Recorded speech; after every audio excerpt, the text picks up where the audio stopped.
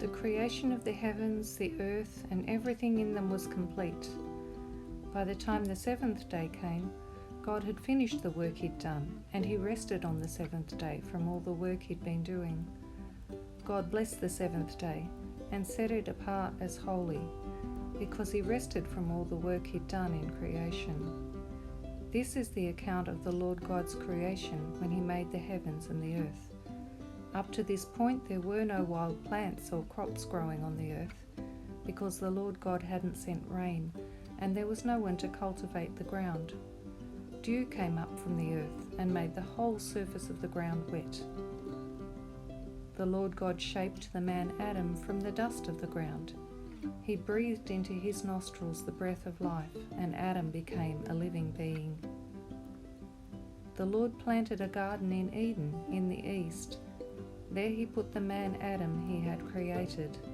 The Lord God made all kinds of trees grow in the garden, beautiful trees and trees producing fruit that's good to eat. The tree of life was in the middle of the garden, along with the tree of the knowledge of good and evil.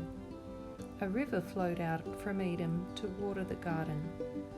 From there it split into 4 branches. The first branch was called the Pishon, and it flowed through the whole land of Havilah, where gold is found. The gold from that land is pure. Bdellium and onyx stone are also found there. The second branch was called the Gihon, and it flowed through the whole land of Cush. The third branch was called the Tigris, and it flowed east of the city of Ashur. The fourth branch was called the Euphrates.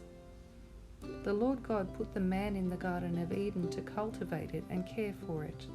The Lord ordered Adam, "You are free to eat from every tree in the garden, but you must not eat from the tree of the knowledge of good and evil, because the day you eat from it, you are certain to die."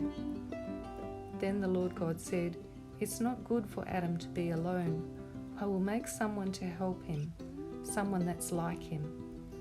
The Lord God used the ground to make all the wild animals and all the birds. He took them all to Adam to see what he would call them, and Adam named every living creature. Adam gave names to all the livestock, all the birds, and all the wild animals. But Adam didn't find anyone like him who could help him. So the Lord God put Adam into a deep sleep, and as he slept, the Lord God removed one of Adam's ribs and closed up the place where he took it with body tissue.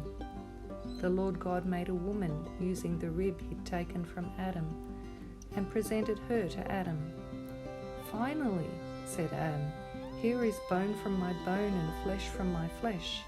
She shall be called woman, because she was taken out of man."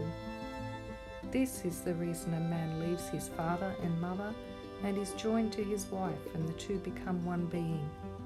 Adam and his wife Eve were both naked, but they weren't embarrassed about it.